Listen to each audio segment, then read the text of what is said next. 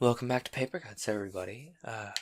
Last we left off, we were about to jump into Chapter 10, and this evening we're going to be finishing Paradise Lost, because as enjoyable of a novel as it is, I think it's started to overstay its welcome a bit. So let's begin, shall we? Thus they, in lowliest plight, repentant stood praying, for from the mercy seat above, prevenient grace descending had removed the stony from their hearts, and made new flesh regenerate grow instead, that sighs now breathed unutterable, which the spirit of prayer inspired, and winged for heaven, with speedier flight than loudest oratory, yet their port not of mean suitors, nor important less, seemed their petition than when the ancient pair in fables told, less ancient than these, Deucalion and chaste Pyrrha, to restore the race of mankind drowned before the shrine of Themis, stood devout. To heaven their prayers flew up, nor missed the way by envious winds blown to vagabond or frustrate. In they passed dimensionless through heavenly doors, then clad with incense, where the golden altar fumed, by their great intercessor came in sight before the Father's throne. Them the glad Son presenting, thus to intercede began. See, Father, what first fruits on earth are sprung from thy implanted grace in man, these sighs and prayers, in which this golden censer mixed with incense I thy priest before thee bring, fruits of more pleasing savour than from thy seed, sown with contrition in his heart, than those which his own hand, manuring all the trees of paradise, could have produced, ere fallen from innocence. Now therefore bend thine ear to supplication, hear his sighs though mute, unskilful with what words to pray, yet let me interpret for me his advocate and propitiation. All his works on me, good or not good, engraft, my merit those shall perfect, and for these my death shall pay. Accept me, and in me from these receive the smell of peace toward mankind. Let him live before thee, reconciled, at least his days numbered, though sad, till death, his doom, which I to mitigate thus plead not to reverse, to better life shall yield him, where with me all my redeemed may dwell in joy and bliss, made one with me, as I am with thee, one. To whom the Father, without cloud, serene, All thy request for man accepted, son.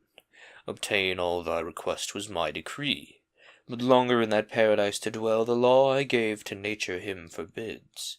Those pure immortal elements, that know no gross, no unharmonious mixture foul, eject him tainted now, and purge him off as a distemper, gross to air as gross, and mortal food as may dispose him best, for dissolution wrought by sin, that first distempered all things, and of incorrupt corrupted. I at first with two fair gifts created him endowed with happiness and immortality. That fondly lost, this other served but to eternize woe, till I provided death, so death becomes his final remedy, and after life tried in sharp tribulation, and refined by faith and faithful works to second life, wake in the renovation of the just, resign them up with heaven and earth renewed. But let us call to synod all the blessed through heaven's wide bounds. From them I will not hide my judgments, how with mankind I proceed, as how with peccant angels late they saw, and in their state, though firm, stood more confirmed. And at this he ended, and the sun gave signal high to the bright minister that watched, and he blew his trumpet, heard in orb since perhaps when God descended, and perhaps once more to sound general doom.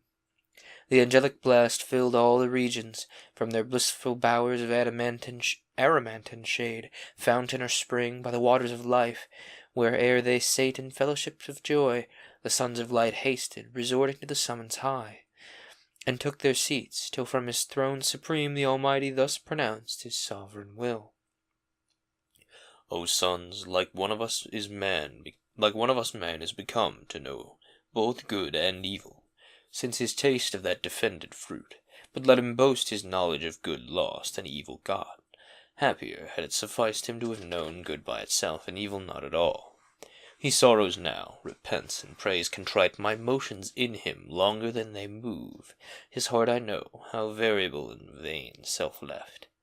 Least therefore his now bolder hand reach also the tree of life, and eat and live forever. Dream at least to live forever. To remove him I decree, and send him from the garden forth to till the ground whence he was taken, fitter soil. Michael, this my behest have thou in charge. Take to thee from among the cherubim thy choice of flaming warriors, lest the fiend or in behalf of man, or to invade vacant possession some new trouble raise.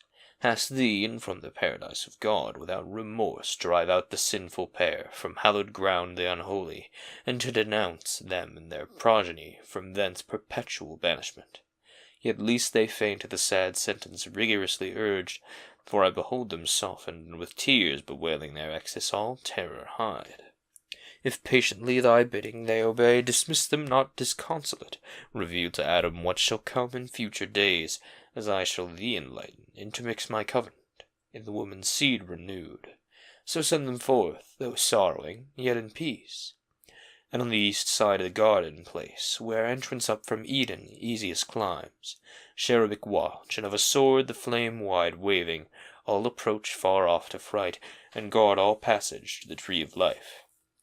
Least paradise a receptacle prove to spirits foul, and all my trees their prey, with whose stolen fruit man once more to delude. Apologies. With this he ceased, and the archangelic power prepared for swift descent within the cohort bright of a watchful cherubim. 4 faces each had, like a double Janus, all their shapes spangled with eyes more numerous than those of Argus, and more wakeful than, to drowse, charmed with Akkadian pipe, the pastoral reed of Hermes, or his opiate rod. Meanwhile, Meanwhile, to resolute the world with sacred light, Leucothea waked, and with fresh dews embalmed the earth, when Adam and first matron Eve had ended now their Osirons, and had found strength added from above, new hope to spring out of despair, joy, but with fear yet linked, which thus to Eve his welcome words renewed.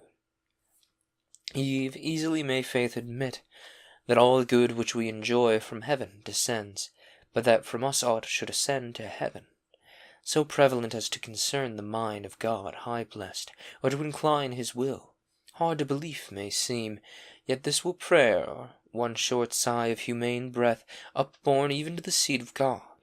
For since I sought by prayer the offended deity to appease, kneeled and before him humbled all my heart, methought I saw him placeable and mild, bending his ear, persuasion in me grew that I was heard with favour. Peace returned home to my breast, and to my memory his promise, that thy seed shall bruise our foe, which then not minded in dismay, yet now assures me that the bitterness of death is past, and we shall live. Once hail to thee, Eve, rightly called mother of all mankind, mother of all things living, since by thee man is to live, and all things live for man. To whom thus Eve with sad demeanour meek: Ill worthy I such title should belong to me, transgressor, for who for thee ordained to help become thy snare. To me reproach rather belongs, distrust and all dispraise, but infinite in pardon was my judge, that I who first brought death on all am graced the source of life. Next favourable thou, who highly thus to entitle me vouchsafed, far other name deserving, but the field to labour calls us now with sweat imposed. Though after sleepless night foresee the morn, all unconcerned with our unrest begins her rosy progress smiling. Let us forth, I never from thy side henceforth to stray, where our day's work lies, though now enjoined laborious till day droop, while here we dwell what can be toilsome in these pleasant walks. Here let us live, though in fallen state content. So spake, so wished, much humbled Eve, but fate subscribed not. Nature first gave signs impressed on bird, beast, and air suddenly eclipsed after short blush of morn. Nigh in her sight the bird of Jove stooped from his airy tour, 2 birds of greyest plume before him drove, Down from a hill the beast that reigns in woods, first hunter then, pursued a gentle brace, goodliest of all the forest, heart and hind, direct to the eastern gate was bent their flight. Adam observed, and with his eye the chase pursuing, not unmoved to Eve thus spake. O Eve, some further change awaits us nigh, which heaven by these mute signs in nature shows forerunners of his purpose, or to warn us haply too secure of our discharge from penalty, because from death released some days, how long, and what till then our life? Who knows, or more than this, that we are dust, and thither must return and be no more? Why else this double object in our sight of flight, pursued in the air and o'er the ground one way the selfsame hour? Why the east darkness ere day's mid-course, and morning light more orient in yon western cloud that draws o'er the blue firmament a radiant white, and slowly descends with something heavenly fraught? And he erred not, for by this the heavenly bands, down from a sky of jasper, lighted now in paradise, and on a hill made alt, a glorious apparition, had not doubt and carnal fear that day dimmed Adam's eye. Not that more glorious, when the angels met Jacob in Manaheim, where he saw the field pavilion with his guardians bright, nor that which on the flaming mount appeared in Dothan, covered with a camp of fire against the Syrian king, who to surprise one man, assassin-like, had levied war unproclaimed. The princely hierarch in their bright stand there left his powers to seize possession of the garden. He alone to find where Adam sheltered, took his way, not unperceived of Adam, who to Eve, while the great visitant approached, thus spake. Eve, now expect great tidings, which perhaps of us shall soon be determined, or impose new laws to be observed. For I descry from yonder blazing cloud that veils the hill one of the heavenly host, and by his gate, not the meanest, some great potentiate of the throne above, which majesty invites him coming, yet not terrible that I should fear, nor sociably mild as Raphael that I should much confide, but solemn and sublime, whom not to offend with reverence I must meet, and thou retire. And thus he ended, and the archangel soon drew nigh, not in his shape celestial, but as man clad to meet man. Over his lucid arms a military vest of purple flowed, livelier than Milibene, or the grain of Sara, worn by kings and heroes old in the time of truce. Iris had dipped the woof. His starry helm, unbuckled, showed him prime in manhood where youth ended. By his side, as in a glistering zodiac, hung the sword, Satan's dire dread, and in his hand the spear. Adam bowed low, he kingly from his state inclined not, but his coming thus declared.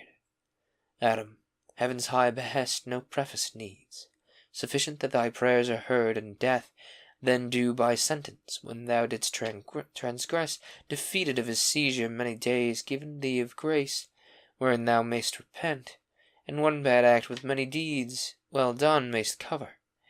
Well may then the Lord appease, redeem thee, quite from death's rapacious claims, but longer in this paradise to dwell permits not.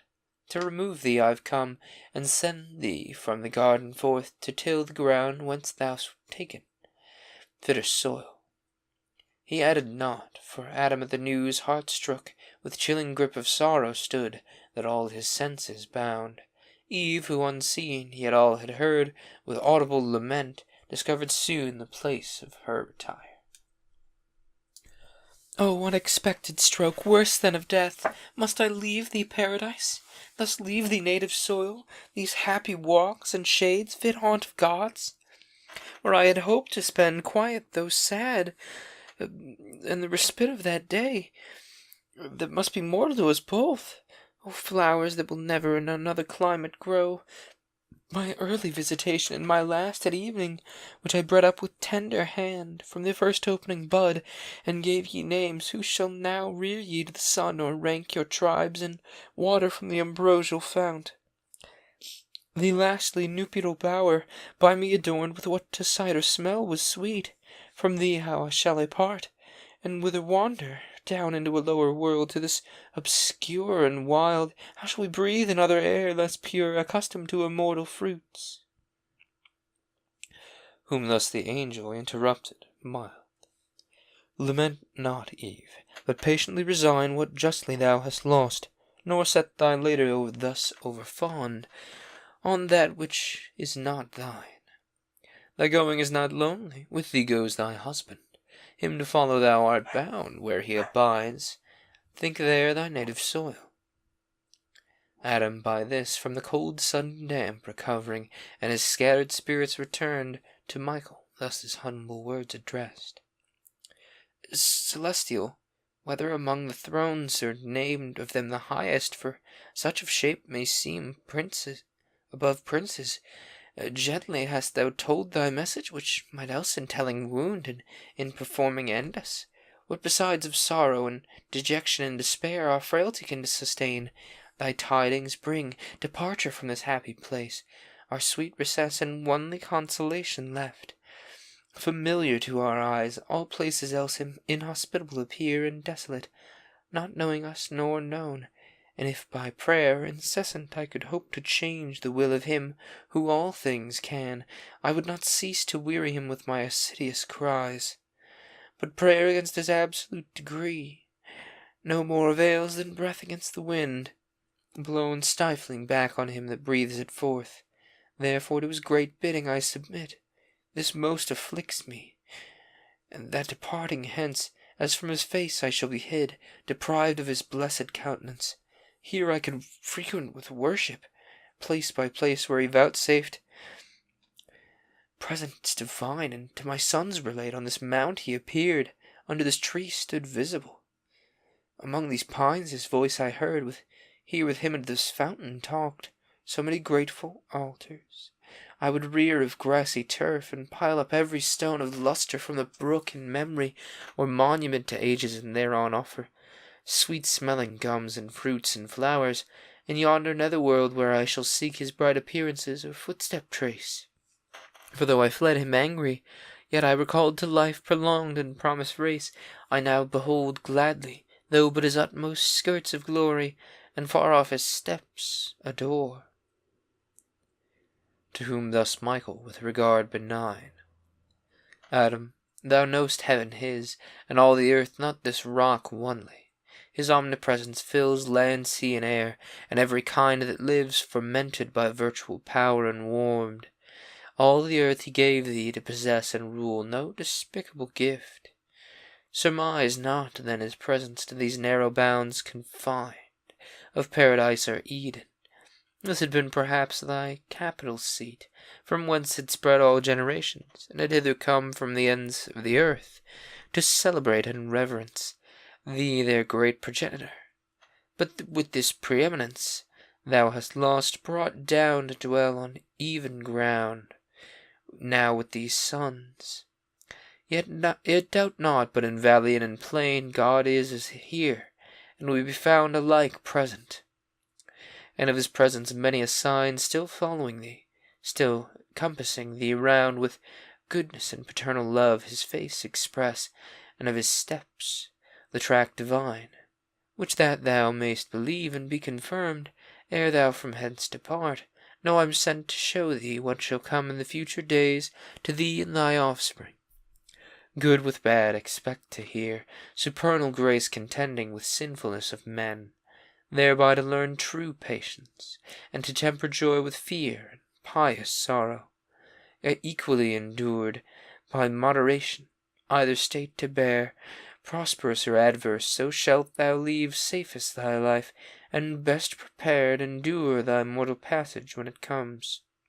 Ascend this hill, let Eve, for I have drenched her eyes, here sleep below, while thou to foresight wakest, as once thou sleep'st while she to life was formed. To whom thus Adam gratefully replied, Ascend, I follow thee, safe guide, to the path thou leadst me, and to the hand of heaven submit. However chastening to the evil turn of my obvious breast, arming to overcome by suffering, and earn rest from labor one, if I so may attain. So both ascend in visions of God. It was a hill of paradise the highest, from whose top the hemisphere of earth in clearest can stretched out, to the amplest reach of prospect laid. not higher than that hill, nor wider wilder looking round, whereon for different cause the tempter set our second Adam in the wilderness, to show him all earth's kingdoms and their glory. His eye might there command whatever stood, city of old or modern fame, the seat of the mightiest empire, from the destined walls of Cambalu, seed of Cathy and Can, and Samarchland by Oxus, Temir's throne, to Pakine of Scythian kings, and thence to Agra and Lahore of great Mogul, down to the golden Chersons, or where the Persian and Ectoban state, or since in Hispian, or where the Russian Tsar in Moscow, or the Sultan in Byzance, Turchestan born, nor could his eye not ken the empire of Negus to his utmost port, Iroko, and the less maritime kings Mombasa and Kiola, and Melinde and Sofala thought Ophir to the real me of Congo, and Angola farthest south. Or thence from Niger flood to the Atlas Mount, the kingdoms of Almanzor, Fez, and Sousse, Morocco and Algiers and Tremizan, on Europe thence, and where Rome was to sway the world. In spirit, perhaps, he also saw rich Mexico, the seat of Montezuma, and Cusco in Peru, the richer seat of Atabalpa, and yet unspoiled Guyana, whose great city Gerion's sons call El Dorado. But to nobler sights Michael from Adam's eyes the film removed, which that false fruit had promised clearer sight had bred, and then purged with Euphrates and rue the usual nerve, for he had much to see, and from the well of life 3 drops instilled. So deep the power of these ingredients pierced even the inmost seat of mental sight, that Adam now enforced to close his eyes, sunk down, and all his spirits became entranced. But him the gentle angel by the hand soon raised, and his attention thus recalled. Adam, now open thine eyes, and first behold the effects which thy original crime hath wrought, in some to spring from thee, who never touched the accepted tree, nor with a snake conspired, nor sinned thy sin, yet from that sin derive corruption, to bring forth more violent deeds. His eyes he opened, and beheld a field, part arable and tilth, whereon were sheaves new reaped, and the other part sheep-walks and folds. In the midst an altar, as the landmark stood, rustic, of a grassy sword, and thither anon a sweaty reaper from his tillage brought first fruits, the green ear and the yellow sheaf, uncalled as came to hand. A shepherd next, more meek, came with the firstlings of his flock, choicest and best. Then sacrificing, laid the inwards in their fat, with incense strewed on the cleft wood, and with all due rites performed. His offering soon propitious fire from heaven, consumed with nimble glance and grateful steam. The others not, for this was not sincere, whereat he inly raged, and as they talked, smote him into the midriff with a stone that beat out life. He fell, and deadly pale ground out his soul, with gushing blood effused. Much at that sight was Adam in his heart dismayed, and thus in haste the angel cried, "O teacher, some great mischief hath befallen that meek man, who well had sacrificed. Is piety thus and pure devotion paid?" To whom Michael thus, he also moved, replied, "These 2 are brethren, Adam, and to come out of thy loins. The unjust the just hath slain, for envy that his brother's offering found from heaven acceptance, but the bloody fact will be avenged, and the other's faith approved lose no reward. And though here thou see him die, rolling in dust and gore." To which our sire replied, "Alas, both for the deed and for the cause, but now I've seen death, is this the way I must return to native dust? O sight of terror! Foul and ugly to behold, horrid to think, how terrible to tell." To whom thus Michael, "Death thou hast seen in the first shape on man, but there are many shapes of death, and many are the ways that lead to his grim cave, all dismal, yet to sense more terrible at the entrance than within.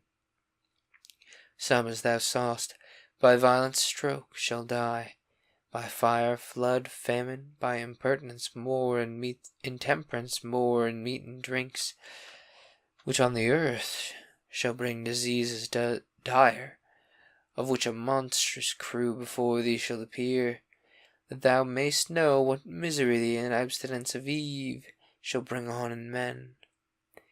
Immediately a place before his eyes appeared, sad, noisome, and dark, and a lazar house it seemed, wherein all were laid in numbers so diseased, all maladies of ghastly spasm, or racking torture, qualms of heart-sick agony, all feverish fines, convulsions, epilepsies, fierce catarrhs, intestine stone and ulcer, colic pains, dropsies and asthmas, and joint-racking rheums. Dire was the tossing, deep the groans, despair tended the sick busiest from coach to coach.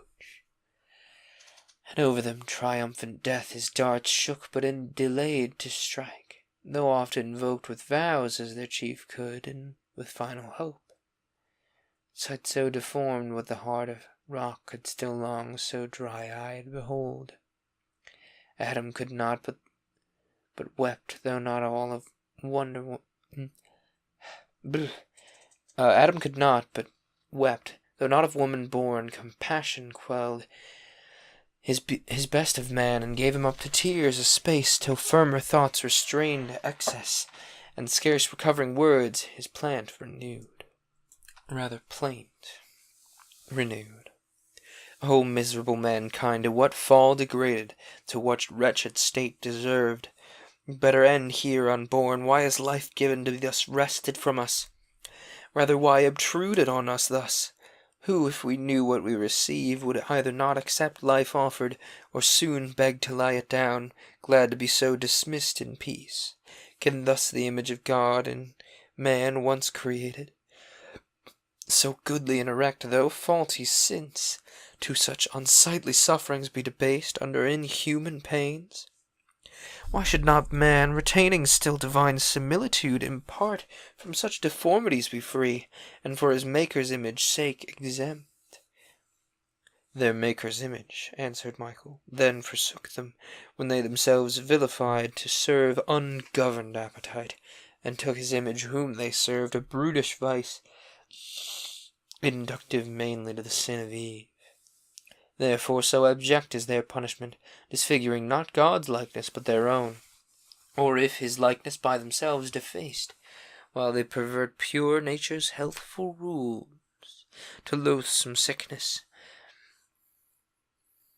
worthily, since they God's image did not reverence in themselves. I yield it just, said Adam, and submit. But is there yet no other way, besides these painful passages, how we may come to death and mix with our connatural dust? There is, said Michael, if thou well observe the rule of not too much, by temperance taught, in what thou eat'st and drink'st, seeking from thence due nourishment, not gluttonous delight, till many years over thy head return. So mayst thou live, till like ripe fruit thou drop into thy mother's lap, or be with ease gathered, not harshly plucked, for death mature. This is old age, but then thou must outlive thy youth, thy beauty, which will change to withered, weak, and grey. Thy senses then obtuse, all taste of pleasure must forego, to what thou hast, and for the air of youth hopeful and cheerful. In their blood will reign a melancholy damp of cold and dry, to weigh thy spirits down and last consume the balm of life. To whom our ancestor reply, henceforth I fly not death, nor would prolong life much, bent rather how I may be quite fairest and easiest of this cumbrous charge, which I must keep till my appointed day of rendering up. And Michael to him replied, nor love thy life nor hate, but what thou liv'st live well, how long or short permit to heaven, and now prepare thee for another sight. He looked, and he saw a spacious plain, whereon were tents of various hue. By some were herds of cattle grazing, others whence the sound of instruments that made melodious chime was heard, of harp and organ, and who moved their stops and chords was seen. His violent touch, instinct through all proportions, low and high, fled and pursued transverse the resonant fugue. The other part stood one at the forge, labouring. Two massy clods of iron and brass had melted, whether found where casual fire had wasted woods unmounted, or unveiled down to the veins of earth, thence gliding hot to some cave's mouth, or whether washed by stream from underground, the liquid ore he drained into fit moulds prepared, from whence he formed first his own tools, then what might else be wrought full fill of or graven in metal. After all, but on either side, a different sort from the high neighbouring hills, which was their seat, down to the plain descended. By their guise just men they seemed, and all their sturdy bent to worship God aright, and know his works not hid, nor those things lost which they might preserve freedom and peace to men. They on the plain long had not walked, when from the tents behold a bevy of fair women, richly gay in gems and wanton dress. To the harp they sung soft amorous ditties, and in dance came on. The men, though grave, eyed them, and let their eyes rove without rein, till the amorous net first fast caught. They liked, and each disliking chose, and now love. They treat till the evening star, love's harbinger, appeared. Then, all in heat, they light an uphill torch, and bid invoke hymen. Then first to marriage rites invoked, with feast and music and tents all around. Such happy interview and fair event of love and youth was not lost. Songs, garlands, flowers, and charming symphonies attached the heart of Adam, soon inclined to admit delight.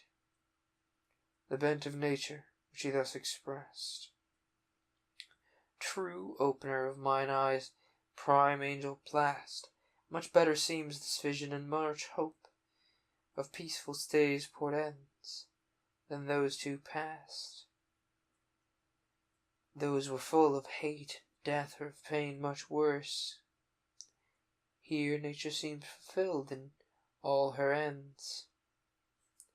To whom thus Michael, judge not what is best by pleasure, though to nature seeming meet. Created as thou art to nobler end, holy and pure, conformity divine. Those tents saw so pleasant were the tents of wickedness,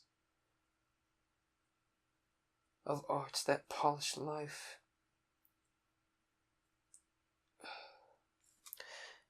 Tents of wickedness, wherein shall dwell his race who slew his brother. Studious they are of arts that polish life, inventors rare, unmindful of their maker, though his spirit taught them, but they his gifts acknowledge none.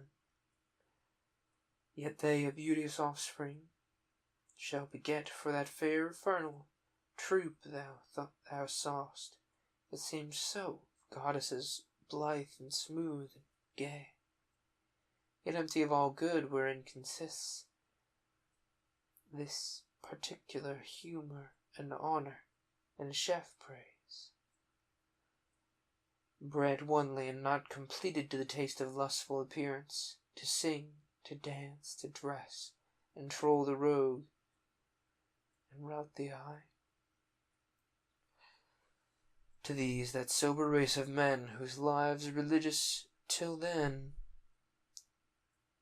remain the sons of God, shall yield up all their virtue, all their fame ignobly, to the trains and to the smiles of those fair atheists, and now swim in joy, ere long to swim at large, and laugh which the world must ere long, a world of tears must weep. To whom thus Adam of short joy bereft: O pity and shame, that they who to live well and entered so fair should turn aside to tread paths indirect, or in the midway faint. But I still see the tenor of man's woe holds on the same from woman to begin, and from man's effeminate slackness it begins. said the angel, who should better hold his place by wisdom and superior gifts received. But now prepare thee for another scene. He looked and saw a wide territory spread before him, towns and rural works between, cities of men with lofty gates and towers, conquerors in arms, fierce fates threatening war, giants of mighty bone and bold emprise, part wield their arms, part curb the foaming steed, singular in array of battle ranged both horse and foot, nor idly mustering stood. One way a band select from forage drives, a herd of beeves, fair oxen and fair kine from a fat meadow ground, or fleecy flock ewes and their beating lambs over the plain, their booty scarce with life the shepherds fly. But call in aid which tax a bloody fray, with cruel tournament the squadrons join, where cattle pastured late now scattered lies, with carcasses and arms the ensanguined field deserted. Others to a city strong lay siege, encamped by battery, scale, and mine. Assaulting, others from the wall defend, with dart and javelin, stones and sulphurous fire, on each hand slaughter and gigantic deeds. In other part the sceptred heralds call to the council the city gates, anon grey-bearded men and grave, with warriors mixed assemble, and harangues are heard, but soon in facetious opposition, to the last of middle age one rising, eminent and wise to pour, spake much of right and wrong, of justice, of religion, of truth and peace, and judgment from above. Him old and young exploded, and had seized with violent hands, had not a cloud descending snatched him thence, unseen amid the throng. So violence proceeded, and oppression and sword law was found through all the plain, and refuge some never found. Adam was all in tears, and to his guide lamenting turned full sad. What are these deaths, ministers? Not men, who doth deal death inhumanely to men, and multiply 10,000-fold the sin of him who slew his brother. For of whom such massacre make they but of their brethren, men of men? But who was that just man whom had not heaven rescued, and his righteousness been lost? To whom thus Michael said, These are the product of those ill-mated marriages thou saw'st, where good with bad were matched, who of themselves abhor to join, and by imprudence mix, produce prodigious births of body or mind. Such were these giants, men of high renown, for in those days might only shall be admired, and valor, a heroic virtue called, to overcome in battle, and subdue nations, and bring home spoils with infinite manslaughter, shall be held the highest pitch of human glory, and for glory done of triumph, to be styled great conquerors, patrons of mankind, gods and sons of gods, destroyers rightly are called, and plagues of men.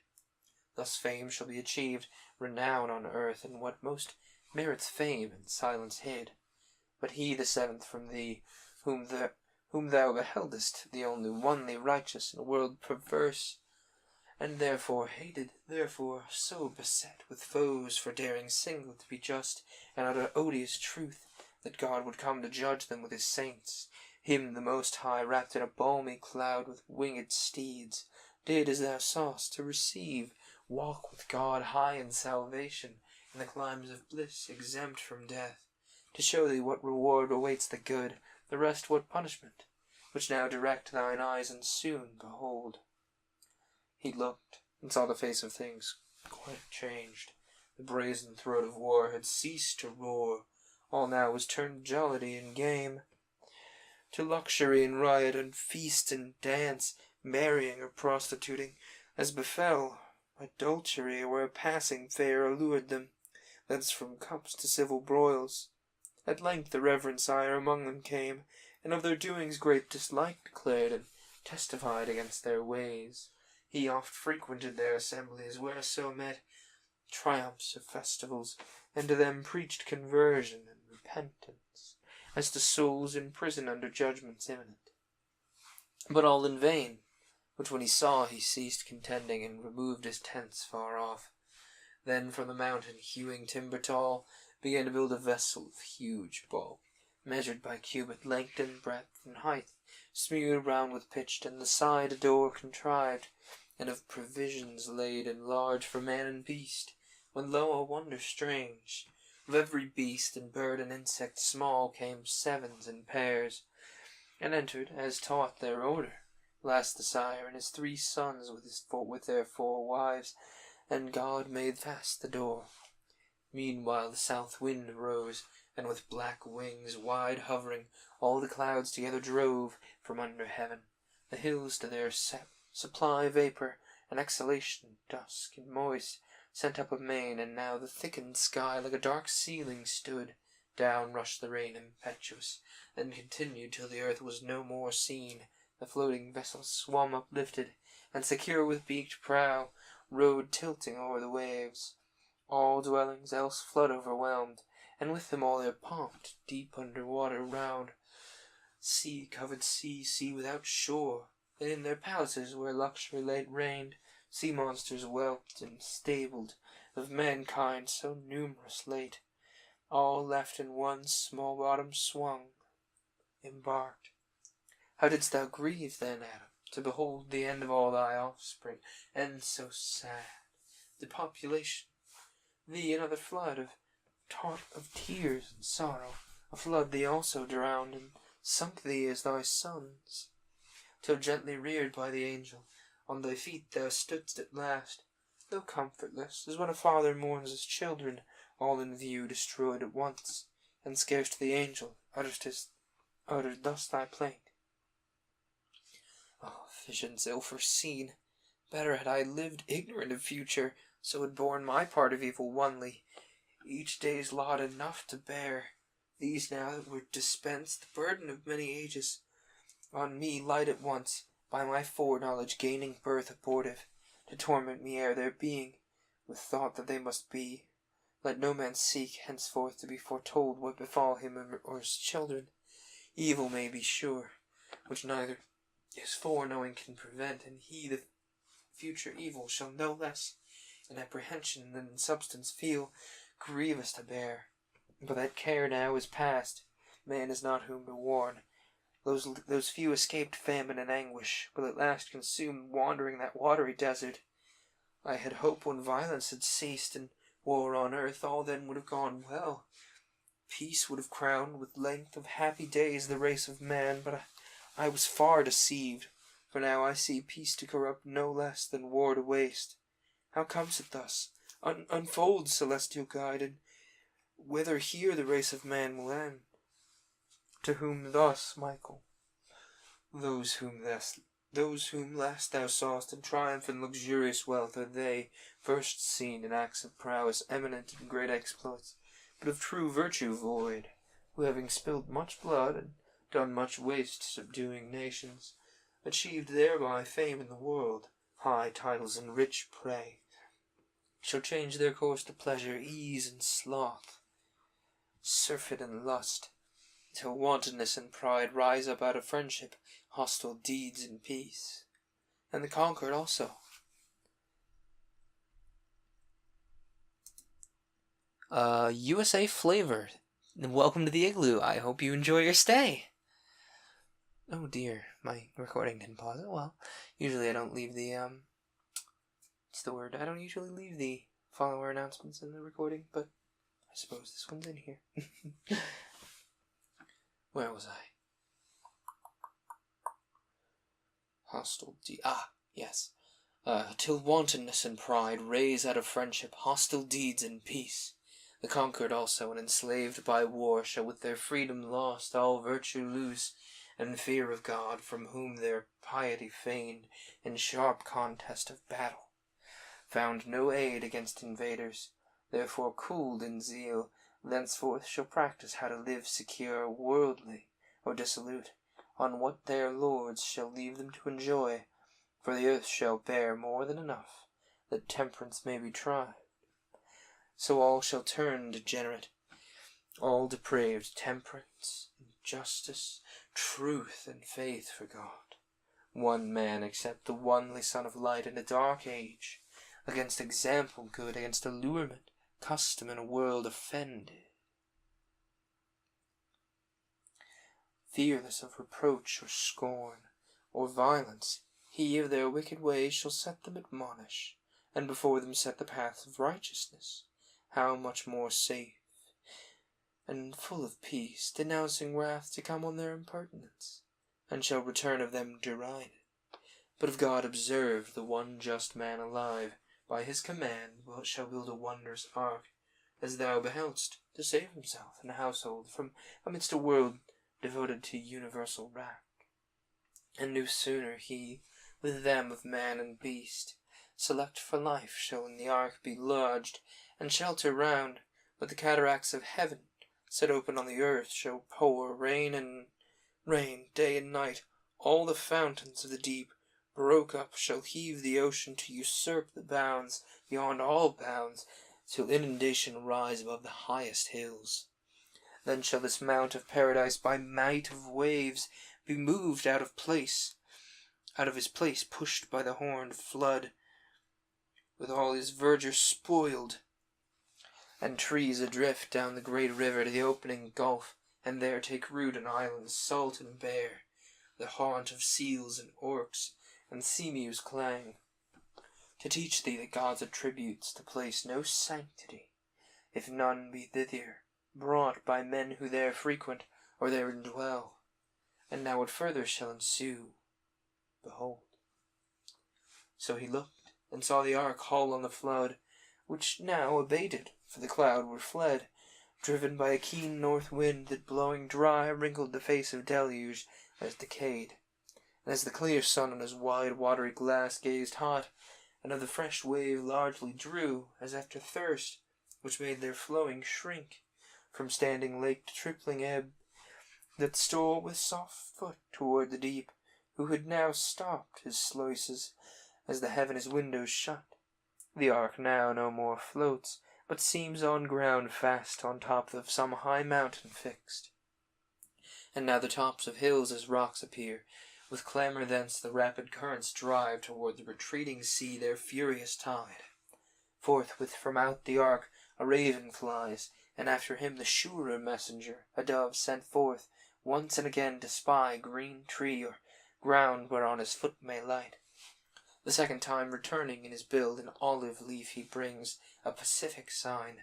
Anon dry ground appears, and from his ark the ancient sire descends with all his train.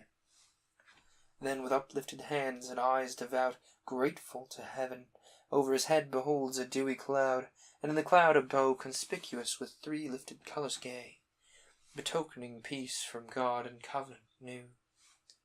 Whereat the heart of Adam, erst so sad, greatly rejoiced, and thus his joy broke forth. O thou that future things can represent as present heavenly instructor, I revive at last this sight, assured that man shall live with all the creatures and their seed preserve. Far less I now lament for one whole world of wicked sons destroyed, than I rejoice for one man's found so perfect and so just that God vouchsafes to raise another world, from him and all his anger to forget. But say, what mean those coloured streaks in heaven, distended as the brow of God appeased? Or serve they as a flowery verge to bind the fluid skirts of that same watery cloud, lest it dissolve and shower the earth? To whom the archangel replied, Dexterously thou aim'st, so willingly doth God remit his ire, though late repenting him of man depraved, grieved at his heart, when looking down he saw the whole earth filled with violence, and all flesh corrupting each their way. Yet those removed, such grace shall find just one man in his sight, that he relents not to blot out mankind, and makes a covenant never to destroy the earth again by flood, nor that the sea surpass its bounds, nor rain to drown the world, with man therein a beast. But when he brings over earth a cloud, will therein set his triple-coloured bow, whereon to look and call to mind his covenant day and night, seed time and harvest, heat and hoary frost shall hold their course, till fire purge all things new, both heaven and earth, wherein the just shall dwell. Thus thou hast seen one world begin and end, and as man from a second stock proceed. Much thou hast yet to see, but I perceive thy mortal sight to fail. Objects divine must needs impair, and weary human sense. Henceforth, what is to come I will relate. Now therefore give due audience, and attend. This second sorrows of man, while yet but few, and while the dread of judgment past remains fresh in their minds, fearing the deity, with some regard to what is just and right, shall lead their lives, and multiply apace, labouring the soil, and reaping plenteous crop, corn, wine, and oil, and from the herd or flock, oft sacrificing bullock, lamb, or kid, with large wine offerings poured, and sacred feasts shall spend their days in joy unblamed, and dwell long time in peace, by families and tribes under paternal rule, till one shall rise of proud, ambitious heart, who, not content with fair equality, fraternal state, will e'er get dominion and deserved over his brethren, and quite dispossess concord and law of nature from the earth. Hunting, men, not beasts, shall be his game, with war and hostile snare, such as refuse subjection to his empire tyrannous. A mighty hunter thence he shall be styled before the Lord, as in despite of heaven, or from heaven claiming second sovereignty, and from rebellion shall derive his name, though of rebellion others he accuse. He with the crew, whom like ambition joins with him, or under him to tyrannize, marching from Eden toward the west, shall find the plain, wherein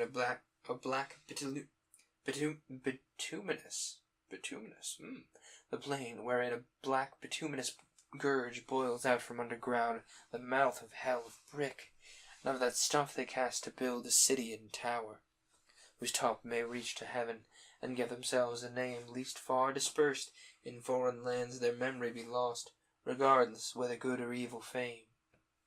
But God, who oft descends to visit men unseen, and through their habitations walks to mark their doings, them beholding soon, comes down to see their city, ere the tower obstruct heaven's towers, and in derision sets upon their tongues a various spirit to raise, quite out of their native language, and instead to sow a jangling noise of words unknown. Forthwith a hideous gabble rises loud among the builders, each to each other's calls not understood, till hoarse and all in rage as they mocked storm, great laughter was in heaven, and looking down to see the hubbub strange and hear the din. Thus was building left ridiculous, and the work confusion named. Whereto thus Adam fatherly displeased. O execrable son, so to aspire above his brethren, to call himself affirming authority usurped from God not given. He gave us onely over beast, fish, fowl, dominion absolute. That right we hold by his donation, but man over many made not lord. Such title to himself he reserved, human left from human free. But this usurper, his encroachment proud, stays not on man. To God his tower intends siege and defiance. What a wretched man! What food will he convey up thither, to sustain himself and his rash army, where thin air above the clouds will pine his entrails gross, and famish him of breath, if not of bread? To whom thus Michael: Justly thou abhorrest that son, who on the quiet state of men such trouble brought, affecting to subdue rational liberty. Yet know withal, since thy original lapse, true liberty is lost, which always with right reason dwells twinned, and from her hath no individual being. Reason in man obscured, not obeyed, immediately inordinate desires and upstart passions catch the government from reason, and to servitude reduce man until then free. Therefore, since he permits within himself unworthy powers to reign over free reason, God and just subjects on him, from him without, to violent lords, who oft as undeservedly enthrall his outward freedom. Tyranny must be, though to the tyrant thereby no excuse. Yet sometimes nations will decline so low from virtue, which is reason, that no wrong but justice, and some fatal curse annexed deprive them of their outward liberty, their inward lost. Witness the irreverent son of him who built the ark, who for the shame done to his father heard this heavy curse, servant of servants on his videous race. Thus will the latter, as the former world, still tend from bad to worse, till God at last, wearied with their iniquities, will withdraw his presence from among them, and avert his holy eyes, resolving from thenceforth to leave them to their own polluted ways, and one peculiar nation to select from the rest, of whom be invoked a nation of one faithful man to spring, him on his side, Euphrates yet presiding, and bred up in idol worship. Oh, that men, can thou believe, should be so stupid grown, while yet the patriarch lived, to who scraped the flood, as to forsake the living God, and fall to worship their own work in wood and stone for gods. Yet him God the Most High vouchsafes to call by vision from his father's house, his kindred and false gods, into a land which he will show him, and from him will raise a mighty nation, and upon him shower his benediction, so that in his seed all nations shall be blessed. He straight obeys, not knowing to what land, yet firm believes.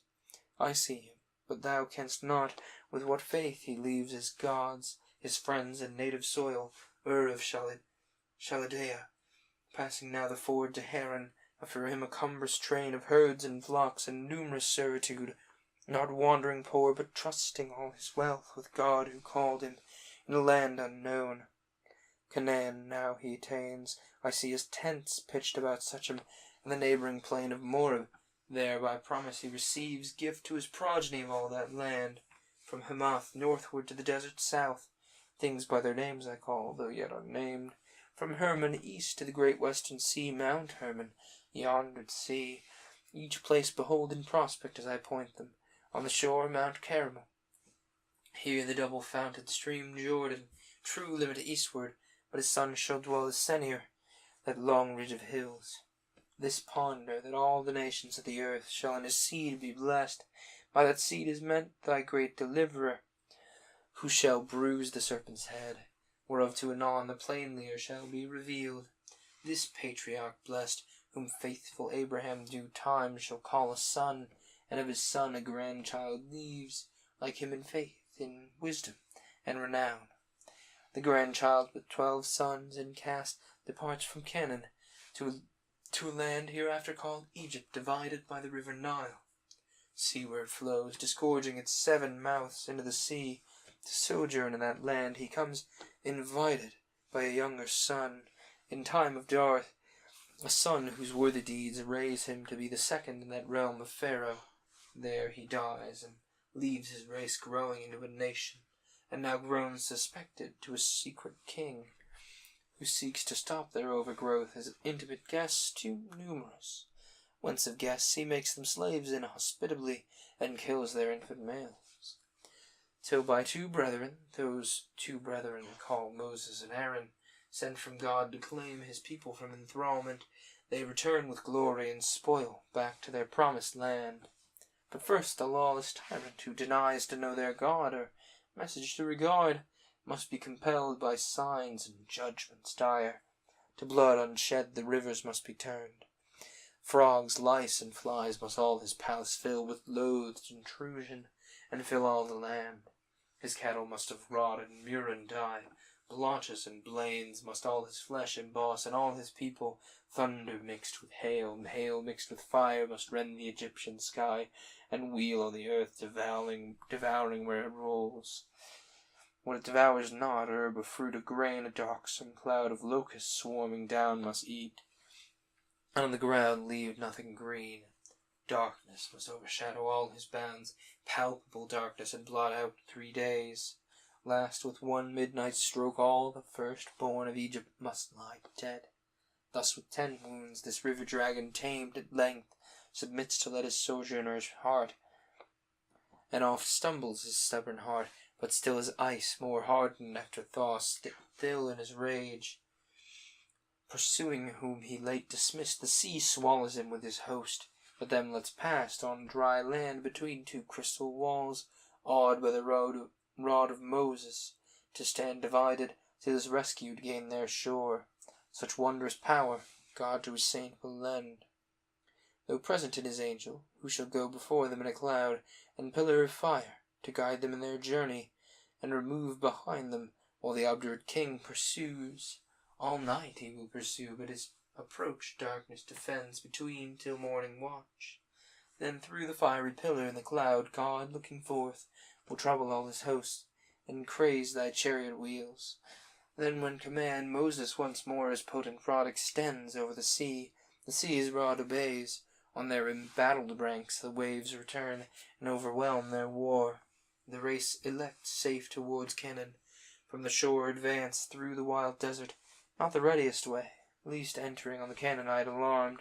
War terrify them inexpert, and fear that return them back to Egypt, choosing rather inglorious life with servitude. For life to noble and ignoble is more sweet, untrained in arms, where rashness leads not on. This also shall they gain by their delay in the wide wilderness. There they shall found the government, and their great senate choose through the 12 tribes to rule as laws ordain. God from the top of Mount Sinai, whose grey tops should still tremble, he descending will himself in thunder, lightning, and loud trumpets sound ordain them laws, part such as appertain to civil justice, part religious rites of sacrifice, informing them that by types and shadows of that destined seed to bruise the serpent, by what means he shall achieve mankind's deliverance. But the voice of God to mortal ear is dreadful. They beseech that Moses might report to them his will, and terror cease. He grants them their desire, instructed that to God is no access without mediator, whose high office now in Moses' figure bears, to introduce one greater, of one day he shall foretell, and all the prophets in their age, in times of great Messiah shall sing.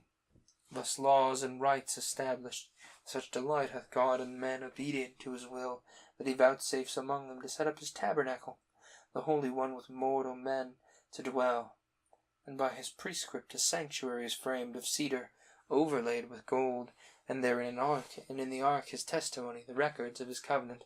Over these a mercy seat of gold, between the wings of 2 bright cherubim. Before him burn 7 lamps as in a zodiac, representing the heavenly fires.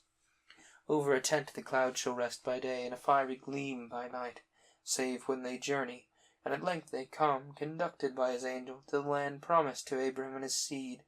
The rest were long to tell, how many battles fought, how many kings destroyed and kingdoms won, or how the sun shall in mid-heaven stand still a day entire, and night's due course adjourn, man's voice commanding sun in Gibeon stand, and thou moon in the vale of Ilion, till Israel overcome.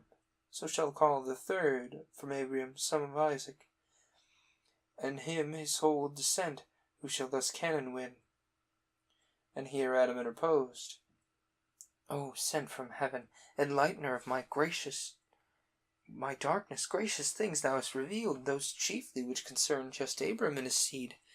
Now first I find my eyes true opening, and my heart much eased, erstwhile perplexed with thoughts that would become of me and all mankind, but now I see his day, in whom all nations shall be blessed.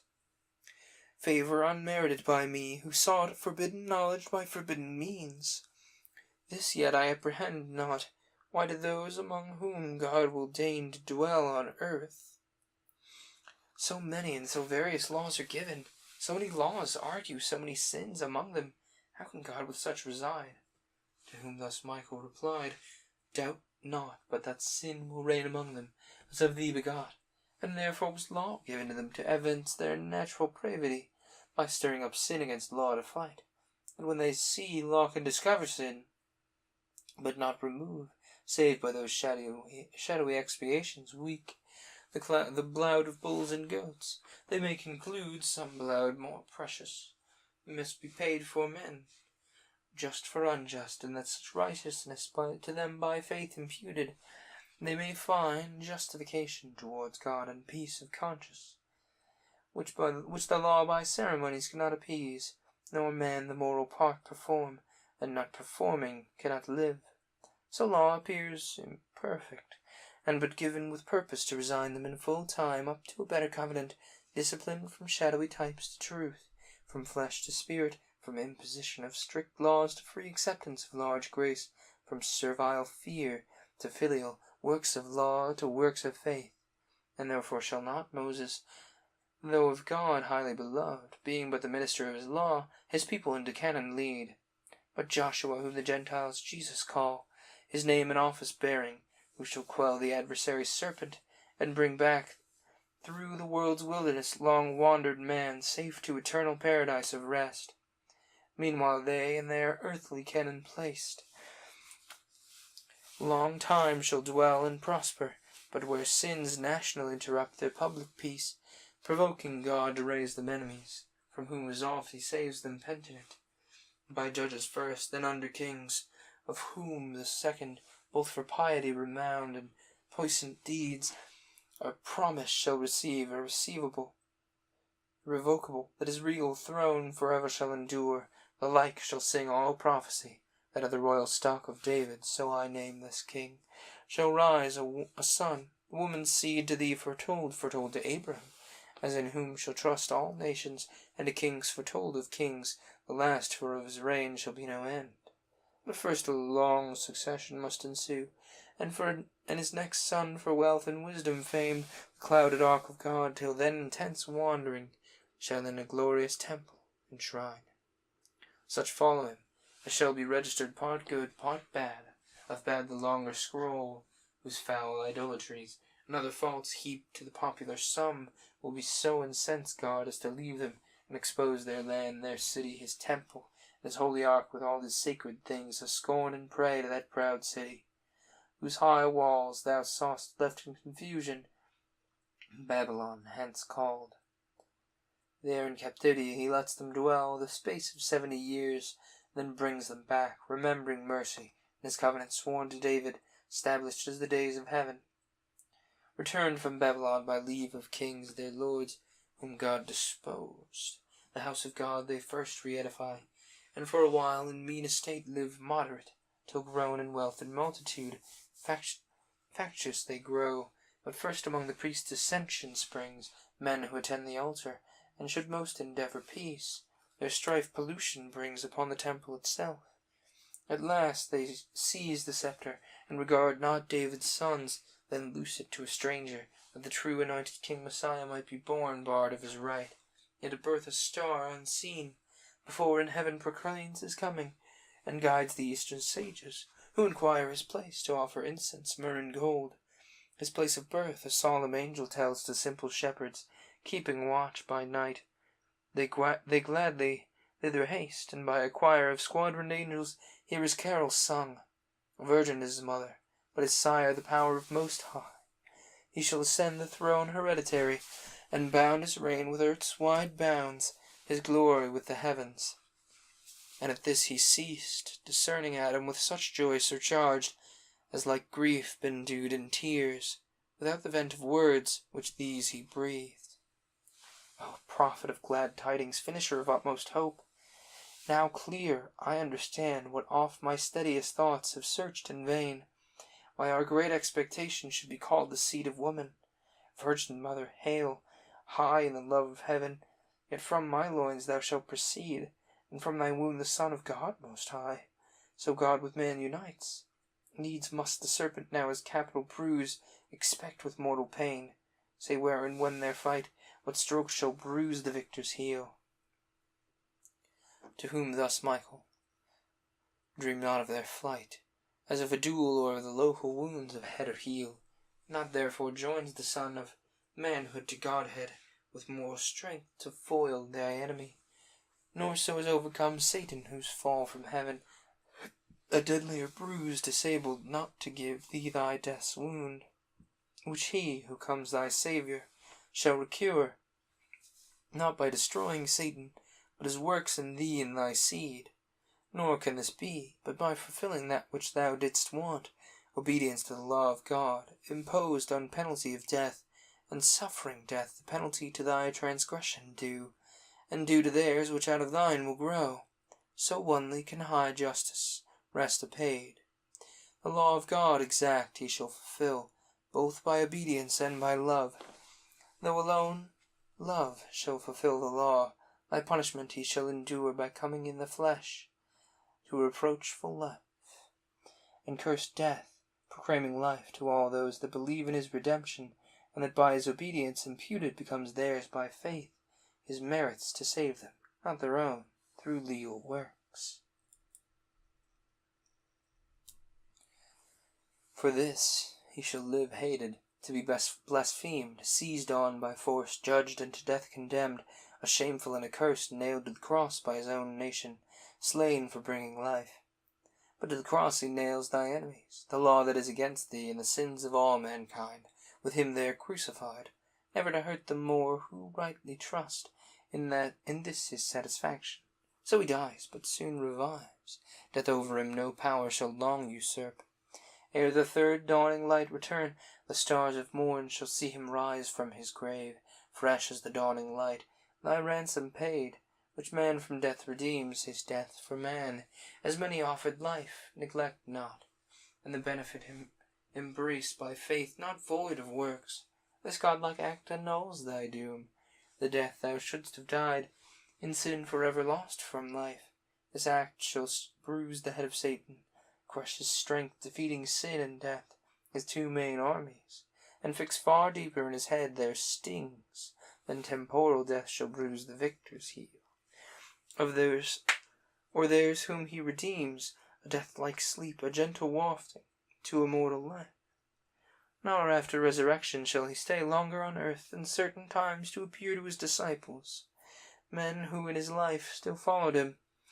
To them shall leave in charge to teach all nations what of him they learned and his salvation. Then who shall believe, baptizing in the profluent stream, the sign of washing them from guilt of sin to life, pure and in mind prepared, if so befall for death, that like that which the Redeemer died, all nations they shall teach, for from that day not only to the sons of Abraham's loins salvation shall be preached, but to the sons of Abraham's faith, wherever through the world. So in his nation all nations shall be blessed, and then to the heaven of heavens he shall ascend with victory, triumphing through the air over his foes and thine. There shall surprise the serpent prince of air, and drag in chains through all his realm, and there confounded leave, then enter into glory, and resume his seat at God's right hand, exalted high above all names in heaven. And thence shall come, when this world's dissolution shall be ripe, with glory and power, to judge both quick and dead, to judge the faithful and unfaithful dead, but to reward his faithful and receive them into bliss, whether in heaven or earth. For then the earth shall be all paradise, a far happier place than this of Eden, and far happier days. So spake at great length the Archangel Michael, and then paused, as at the world's great period, and our sire, replete with joy and wonder, thus replied: "Oh, goodness infinite, goodness immense, that all this good of evil shall produce, and evil turn to good, more wonderful than that which by creation first brought forth light out of darkness. Full of doubt I stand, whether I should repent me now of sin by me done and occasioned, or rejoice much more that good thereof shall spring, to God more glory, more goodwill to men from God, over wrath grace shall abound. But say, if our deliverer up to heaven must rescend, what will betide the few as faithful, left among the unfaithful herd, the enemies of truth? Who then shall guide his people, who defend? Will they not deal worse with his followers than with him they dealt?" "Be sure they will," said the angel. "But from heaven he to his own a comforter will send, the promise of the Father, who shall dwell his spirit within them, and the law of faith, working through love, upon their hearts shall write, to guide them in all truth, and also arm with spiritual armor, able to resist Satan's assaults, and quench his fiery darts what man can do against them, not afraid, though to the death, against such cruelties, with inward consolations recompensed, and oft supported so as shall amaze their proudest persecutors. For the Spirit powered first on his apostles, whom he sends to evangelize all the nations. Then on all baptized shall with them with wondrous gifts endure, to speak all tongues and do all miracles, as did their Lord before them. Thus they win great numbers of each nation, to receive with joy the tidings brought from heaven. At length their ministry performed, and race well run, their doctrine and their story well written left.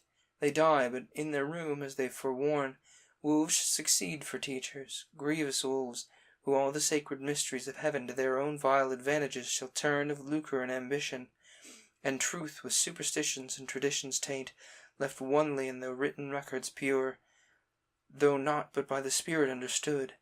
Then shall they seek to avail themselves of names, places, titles, and with these to join secular power, though feigning still to act by spiritual, to themselves appropriating the Spirit of God, promised alike to give in all believers, and from that pretence spiritual laws by carnal power shall force on every conscience, laws which none shall find left them enrolled, or with the Spirit within shall on the heart engrave.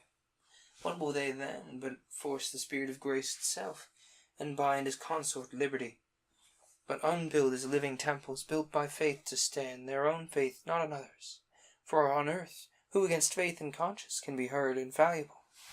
Yet many will presume, whence heavy persecution shall arise on all who in the worship persevere of spirit and truth.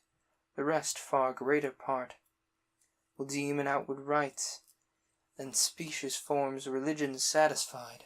Truth shall retire bestruck with slanderous darts, and works of faith rarely be found. So shall the world go on, to good malignant, to bad men benign, under her own weight groaning, till the day appear of respiration to the just, and vengeance to the wicked, at return of him so lately promised to thy aid, the woman's seed, obscurely then foretold, now amply known, thy Saviour and thy Lord, last in the clouds from heaven, to be revealed in the glory of Father, to dissolve Satan with the perverted world, and then raise from the conflagrant mass, purged and refined, new heavens, new earth, ages of endless date, founded in righteousness and peace and love, to bring forth fruits, joy, and eternal bliss. At this he ended, and Adam last replied, How soon hath thy prediction, seer blessed, measured this transient world, the race of time, till time stand fixed? Beyond is all abyss, eternity, whose end no eye can reach. Greatly instructed I shall hence depart, greatly in peace of thought, and have my fill of knowledge, what this vessel can contain, beyond which was my folly to aspire. Henceforth I learn that to obey is best, and love with fear the onely God, to walk in his presence, ever to observe his providence, and on him sole depend, merciful over all his works, with good still overcoming evil, and by small accomplishing great things, by things deemed weak subverting worldly strong, and worldly wise by simply meek, but suffering for truth's sake his fortitude the highest victory, and the faithful death the gate of life, taught by this example, whom I now acknowledge my Redeemer, ever blessed. To whom thus the angel last replied, This having learnt, thou hast attained the sum of wisdom. Hope no higher, though all the stars know it, thou know'st by name, and all the ethereal powers, all the secrets of the deep, all nature's works, all works of God in heaven, air, earth, or sea, and all the riches of this world enjoy'st, and all the rule one empire. Onely add deeds to thy knowledge answerable, add faith, add virtue, patience, temperance, love, by name come to call the charity, the soul of all the rest. Then wilt thou not be loath to leave this paradise, but shalt possess a paradise within thee, happier far.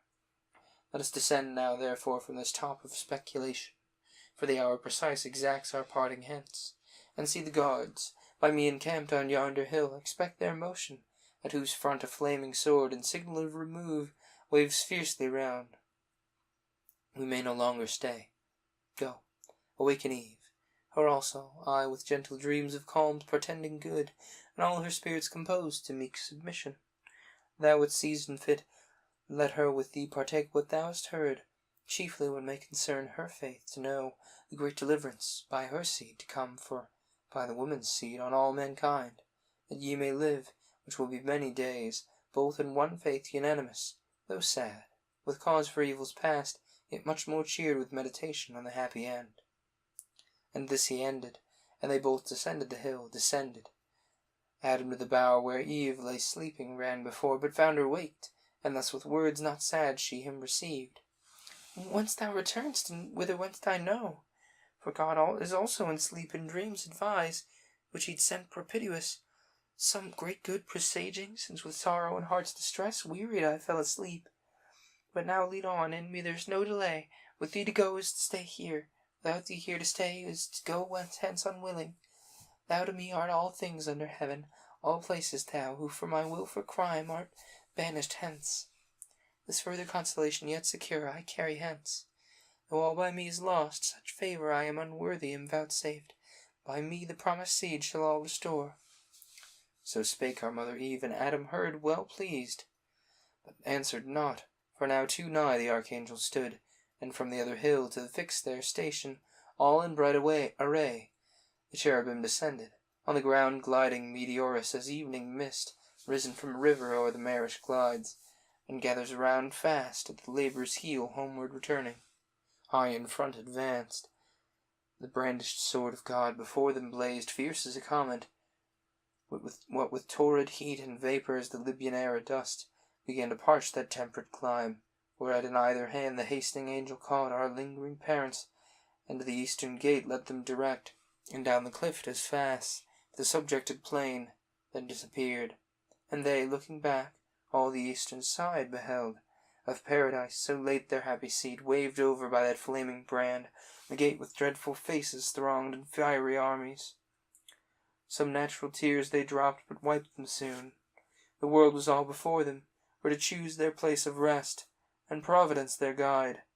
They, hand in hand with wandering steps and slow, through Eden took their solitary way. Alright, that's the end of Paradise Lost. It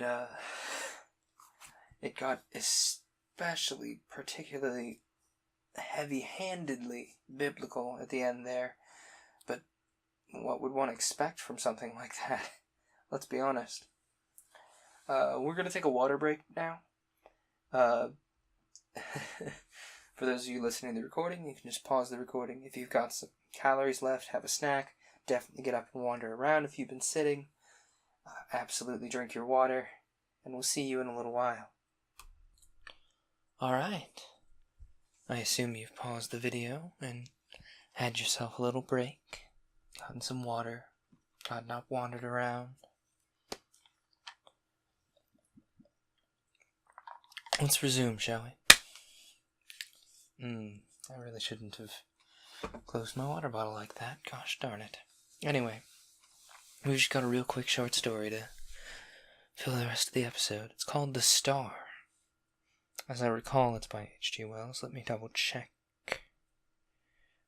Yes, H.G. Wells. Miss Helena Grace. Anyway, The Star. It was on the first day of the new year that the announcement was made, almost simultaneously, from 3 observatories, that the motion of the planet Neptune, the outermost of all the planets that wheel about the sun, had become very erratic. Ogilvy had already called attention to a suspected slowing in its velocity in December. Such a piece of news was scarcely calculated to interest a world the greater portion of whose inhabitants were unaware of the existence of the planet Neptune, nor outside the astronomical profession did the subsequent discovery of a faint remote speck of light in the region of the perturbed planet cause any very great excitement. Scientific people, however, found the intelligence remarkable enough, even before it became known that the new body was rapidly growing larger and brighter, that its motion was quite different from the orderly progress of the planets, and that the deflection of Neptune and its satellite was becoming now of an unprecedented kind. Few people without training in science can realize the huge isolation of the solar system. The sun, with its specks of planets, its dust of planetoids, and its impalpable comets, swims in a vacant immensity that almost defeats the imagination. Beyond the orbit of Neptune there's space, vacant so far as human observation has penetrated, without warmth or light or sound, blank emptiness, for 20 million times a million miles. That's the smallest estimate of the distance to be traversed before the very nearest of stars is attained, and save a few comets more unsubstantial than the thinnest flame, no matter it ever to human knowledge crossed this gulf of space, until early in the 20th century this strange wanderer appeared. A vast mass of matter it was, bulky, heavy, rushing without warning out of the black mystery of the sky into the radiance of the sun. By the second day it was clearly visible to any decent instrument as a speck with a barely sensible diameter in the constellation Leo, near Regulus, In a little while an opera glass could attain it.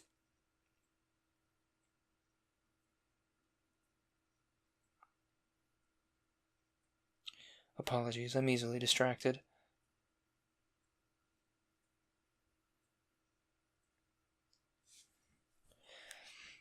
On the third day of the new year, the newspaper readers of the two hemispheres were made aware for the first time of the real importance of this unusual apparition in the heavens. "A planetary collision!" One London paper headed the news, and proclaimed Duchesne's opinion that this new strange planet would probably collide with Neptune. The leader writers enlarged upon the topic, so that in most of the capitals of the world, on January 3rd, there was an expectation, however vague, of some imminent phenomenon in the sky. And as the night followed the sunset round the globe, thousands of men turned their eyes skyward to see the old familiar stars, just as they'd always been. Until it was dawn in London, and Pollux setting, and the stars overhead grown pale. The winter's dawn it was, a sickly filtering accumulation of daylight, and the light of gas and candles shone yellow in the windows to show where people were astir. But the yawning policemen saw the thing, the busy crowds in the markets stopped to gape, workmen going to their work betimes, milkmen, drivers of news carts, dissipation going home jaded and pale, homeless wanderers, sentinels on their beats, and in the country labourers trudging afield, poachers slinking home. All over the dusty quickening country it would be seen, and out at sea by seamen watching for the day, a great white star come suddenly into the westward sky. Brighter it was than any star in our skies, brighter than the evening star at its brightest. It still glowed out white and large, no mere twinkling spot of light, a small, round, clear, shining disk, an hour after the day had come. And where science has not reached, men stared and feared, telling one another of the wars and pestilences that are foreshadowed by these fiery signs in the heavens. Sturdy Boers, dusky Hottentots, Gold Coast folk, Frenchmen, Spaniards, Portuguese stood in the warmth of the sunrise, watching the setting of this new strange star. And in 100 observatories there had been suppressed excitement, rising almost to shouting pitch, as the two remote bodies had pushed together, and a hurrying to and fro to gather photographic apparatus and spectroscope, and this appliance and that to record this novel, astonishing sight, the destruction of a world. For it was a world, a sister planet of our Earth, far greater than our Earth indeed, that had been so suddenly flashed into flaming death. Neptune it was had been struck, fairly and squarely, by the strange planet from outer space, and the heat of the concussion had incontinently turned two solid globes into one vast mass of incandescence. Round the world that day, 2 hours before the dawn, went the pallid great white star, fading only as it sank westward and the sun mounted above it. Everywhere men and women marvelled at it, but of all those who saw it, none could have marvelled more than those sailors, habitual watchers of the stars, who far away at sea had heard nothing of its advent, and saw it now rise like a pygmy moon, and climb zenithward, and hang overhead, and sink westward with the passing of the night. And when next it rose over Europe, everywhere was crowds of watchers on hilly slopes, on house roofs and open spaces, staring eastward for the risings of the new star. It rose with a white glow in front of it, like the glare of a white fire, and those who had seen it come into existence the night before cried out at the sight of it. "It's larger and brighter," they cried. And indeed the moon a full quarter, and sinking in the west was in its apparent size beyond comparison, but scarcely in all its breadth had it as much brightness as now the little circle of the strange new star. "It is brighter," cried people clustering in the streets. But in the dim observatories the watchers held their breath and peered at one another. "It's nearer," they said. "Nearer." And voice after voice repeated, "It's nearer." And the clicking telegraph took that up, and it trembled along telephone wires, and in 1,000 cities grimy compositors fingered the type. "It's nearer." Men writing in offices, struck with a strange realization, flung down their pens. Men talking in 1,000 places suddenly came upon a grotesque possibility in those words. "It's nearer." It hurried along wakening streets, it shouted down the frost-stilled ways of the quiet villages. Men who had read these things from the throbbing tape stood in yellow-lit doorways, shouting the news to passer-by. "It's nearer." Pretty women, flushed and glittering, heard the news told jestingly between the dances, and feigned an intelligent interest they didn't feel. "Nearer? Indeed? How curious! How very, very clever people must be to find out things like that." Lonely tramps, faring through the wintry night, murmured those words to comfort themselves, looking skyward.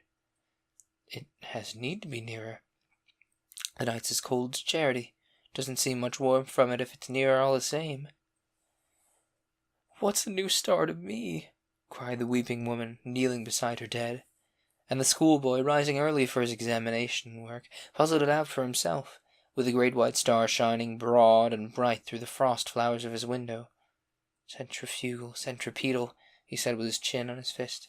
"Stop a planet in its flight, rob it of its centrifugal force, but then what? Centripetal has it, and down it falls in the sun, and this... Do we come in the way? I wonder." The light of the day went the way of its brethren, and with the later watches of the frosty darkness arose the strange star again. It was now so bright that the waxing moon seemed but a pale yellow ghost of itself hanging huge in the sunset.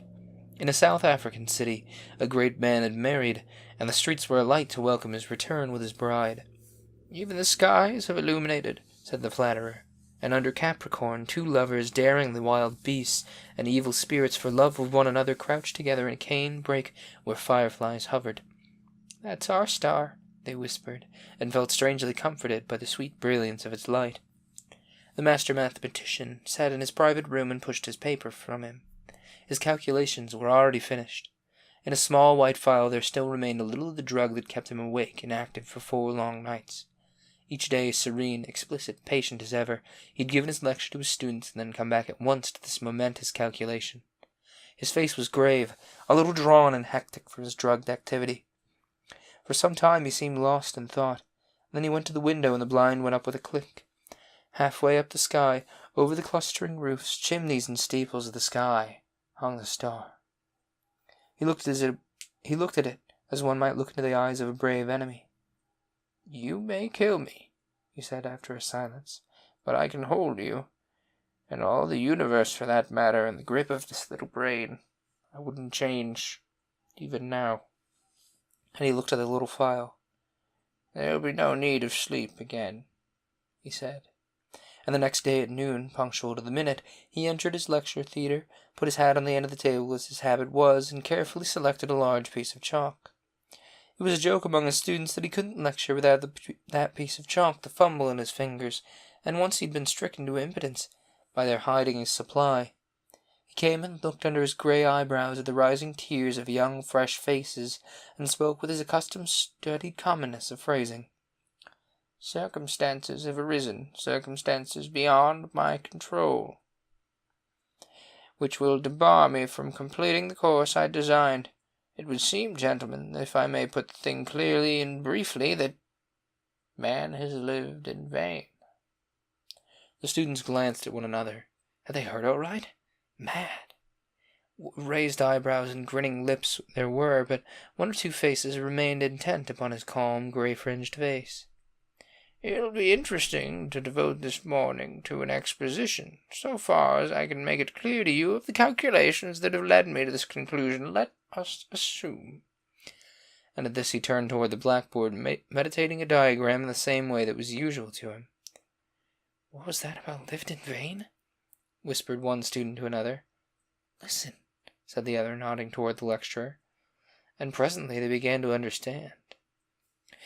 That night the star rose later, for its proper eastward motion had carried it some way across Leo towards Virgo, and its brightness was so great that the sky became a luminous blue as it rose, and every star was hidden in its turn, save only Jupiter near the zenith, Capella, Aldebaran, and Sirius, and the pointers of the Bear. It was white and beautiful, and in many parts of the world a pallid halo encircled it about. It was perceptibly larger. In the clear refractive sky of the tropics, it seemed as if it were nearly a quarter the size of the moon. The frost was still on the ground in England, but the world was as brightly lit as if it were midsummer moonlight. One could see to read quite ordinary print by that cold, clear light, and in the cities the lamps burnt yellow and wan. And everywhere the world was awake that night, and throughout Christendom a sombre murmur hung in the keen air over the countryside, like the belling of bees in the heather. And this murmurous tumult, grew to a clamour in the cities. was tolling of bells in a million belfry towers and steeples, summoning the people to sleep no more, sin no more, but to gather in their churches and pray. And overhead, growing larger and brighter, as the earth rolled on its way and the night passed, rose the dazzling star. And the streets and houses were alight in all the cities, the shipyards glared, and whatever roads led to high country were lit and crowded all night long. And in all the seas about the civilized lands, ships with throbbing engines and bellying sails, crowded with men and living creatures, were standing out to ocean in the north. For already the warning of the master mathematician had been telegraphed all over the world and translated into 100 tongues. The new planet and Neptune, locked in a fiery embrace, were whirring headlong, ever faster and faster, toward the sun. Already every second this blazing mass flew 100 miles, and every second its terrific velocity increased. As it flew now, indeed, it must pass 100 million of miles wide of the earth, and scarcely affected. But near its destined path, as yet only slightly perturbed, spun the mighty planet Jupiter, his moons sweeping splendid round the sun. Every moment now the attraction between the fiery star and the greatest of planets grew stronger, and the result of that attraction, inevitably Jupiter would be deflected from its orbit into an elliptical path, and the burning star, swung by his attraction wide of its sunward rush, would ascribe a curved path, and perhaps collide with, and certainly pass very close to, our Earth. Earthquakes, volcanic outbreaks, cyclones, sea waves, floods, and a steady rise in temperature, to I know not what limit. So prophesies the master mathematician. And overhead, to carry out his words, lonely and cold and livid, blazed the star of the coming doom. To many who stared at it that night until their eyes ached, it seemed that it was visibly approaching. And that night, too, the weather changed, and the frost that had gripped all Central Europe and France and England softened towards a thaw. But you must not imagine, because I have spoken of people praying through the night and people going aboard ships and fleeing toward mountainous territory, that the whole world was already in terror because of the star. As a matter of fact, use and want still ruled the world, and save for talk of idle moments and the splendor of the night, 9 human beings out of 10 were still busy at their common occupations, and all the cities, save the shops, save one here or there, open and closed at their proper hours. The doctor and the undertaker plied their trades, the workers gathered in the factories, soldiers drilled, scholars studied, lovers fought one another, thieves lurked and fled, and politicians planned their schemes. The presses of the newspaper roared through the night, and many a priest of this church and that would not open his holy building to further what he considered a foolish panic. The newspapers insisted on the lesson of the year 1000, for then too people had anticipated the end. The star was no gas. The star was no star, mere gas, a comet, and were it a star it couldn't possibly strike the earth. There was no precedent for such a thing. Common sense was sturdy everywhere, scornful, jesting, a little inclined to persecute the obdurate fearful. And that night, at 7:15 by Greenwich time, the star would be at its nearest to Jupiter. Then the world would see the turn things would take. The master mathematician's grim warnings were treated by many as so much mere elaborate self-advertisement. Common sense, at last, a little heated by argument, signified its unalterable convictions by going to bed. So too barbarism and savagery, already tired of the novelty, went about their nightly business, and save for a howling dog here and there, the beast world left the star unheeded. And yet when at last the watchers in the European states saw the star rise, an hour later, it's true, no larger than it had been the night before, there were still plenty awake to laugh at the master mathematician, to take the danger as if it had passed. But hereafter the laughter ceased. The star grew. It grew with a terrible steadiness, hour after hour, a little larger each hour, a little nearer the midnight zenith, brighter and brighter, till it turned night into a second day. Had it come straight to the earth instead of a curved path, had it lost no velocity to Jupiter, it must have left the intervening gulf in a day.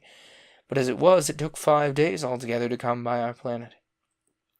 The next night it had become a third the size of the moon before it set to English eyes, and the thaw was assured.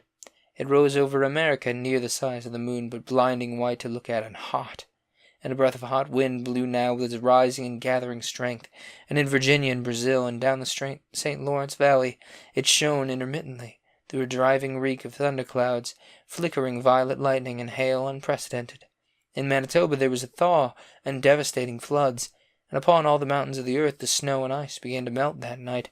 All the rivers coming out of high country flowed thick and turbid, and their upper reaches, with swirling trees and the bodies of beasts and men.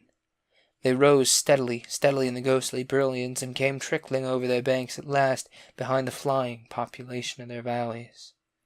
And along the coast of Argentina and up the South Atlantic, the tides were higher than had ever been in the memory of man, the storms above the waters in so many cases, scores of miles inland, drowning whole cities, and so great grew the heat during the night that the rising of the sun was like the coming of a shadow.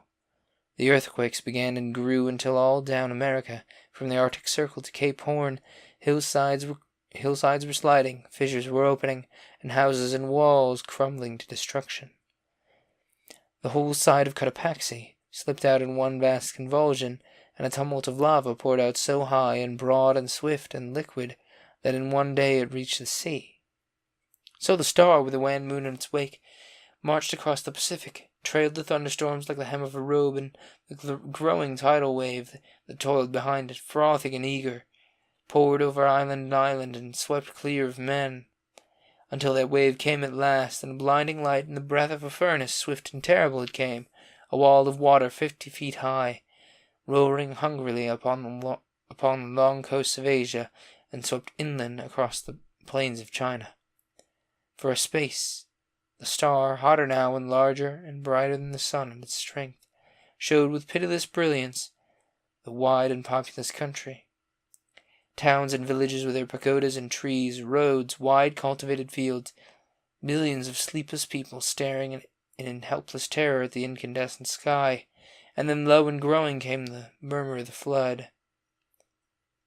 And thus it was with millions of when that night,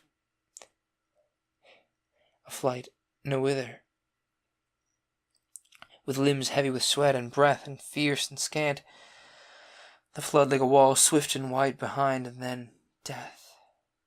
China was lit glowing white, but over Japan and Java and all the islands of eastern Asia, the great star was a ball of dull red fire because of the steam and smoke and ashes the volcanoes were spouting forth to salute its coming. Above was the lava, hot gases and ash, and below the seething floods.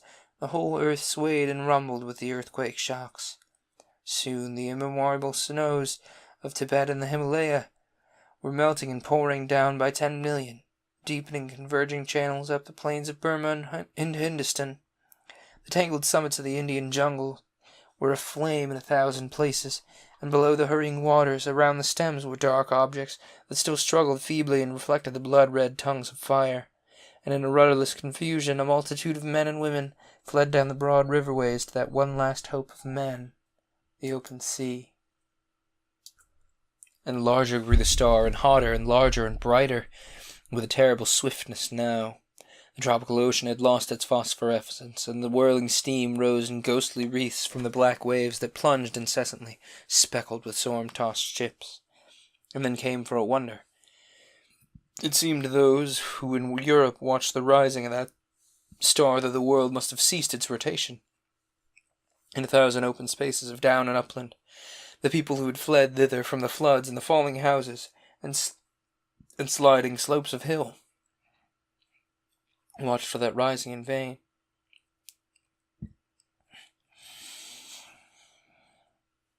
Hour followed hour through a terrible suspense, and the star rose not. Once again men set their eyes upon the old constellations they had counted lost to them forever. And in England it was hot and clear overhead, though the ground quivered perpetually, but in the tropics Sirius and Capella and Aldebaran showed through a veil of steam. And when at last the great star rose, near 10 years late, the sun rose upon it, and in the centre of its white heart was a disk of black. Over Asia it was, the star had begun to fall behind the movement of the sky, and then suddenly as it hung over India its light had been veiled. All the plain of India from the mouth of the Indus to the mouths of the Ganges was a shallow waste of shining water that night, out of which rose temples and palaces, mounds and hills, coated with people. Every minaret was a clustering mass, who fell one by one into the turbid waters as heat and terror overcame them. The whole land seemed wailing, and suddenly there swept a shadow across that furnace to despair, and a breath of cold wind and a gathering of clouds out of the cooling air. Men looked up, near blinded, at the star, saw that a black disk was creeping across the light. It It was the moon, coming between the star and the earth, and even his men cried to God at this respite. Out of the east, with a strange, inexplicable swiftness, sprang the sun, and then star, sun, and moon rushed together across the heavens. So it was that presently to the European watchers, star and sun rose upon each other, drove headlong for a space, and then slower, and at last came to rest. Star and sun merged into one glare of flame at the zenith of the sky. The moon no longer eclipsed the star, but was lost to sight in the brilliance of the sky. And though those who were still alive regarded it for the most part with a dull stupidity that hunger, fatigue, heart, and despair engender, there were still men who could perceive the meaning of these signs. Star and earth had been at their nearest, had swung about one another, and the star had passed. Already it was receding, swifter and swifter in the last stage of its headlong journey downward into the sun. And then clouds gathered, blotting out the vision of the sky. The thunder and lightning wove a garment around the world. All over the earth was such a downpour of rain as men had never seen, and where volcanoes flared red against the cloud canopy, there descended torrents of mud. Everywhere the waters were still pouring off the land, leaving mud-silted ruins, and the earth littered like a storm-worn beach, and the dead bodies of the men and brutes, its children. For days the water streamed off the land, sweeping away soil, trees, and houses in the way, and piling the huge dams and scooping out titanic gullies over the countryside. Those were the days of darkness that followed the star and the heat, and all through them, and for many weeks and months, the earthquakes continued. But the star had passed, and men, hunger-driven and gathering courage only slowly, might creep back to their ruined cities, burned granaries, and sodden fields. Such few ships had escaped the storms of that time came stunned and shattered, and sounding their way cautiously through the new marks and shoals of once familiar ports. As the storm subsided, men perceived that everywhere the days were hotter than of yore, and the sun larger, and the moon, shrunk to a third of its former size, now took 80 days between its new and new. But the new brotherhood that grew presently among men, of the saving of laws and books and machines, of the strange change that had come over Iceland and Greenland, the shores of Baffin's Bay, so that the sailors coming there presently found them green and gracious, and could scarce believe their eyes, this story does not tell, nor the movement of mankind now that the earth was hotter northward and southward towards the poles of the earth. It concerns itself only with the coming and going, and the passing of the star.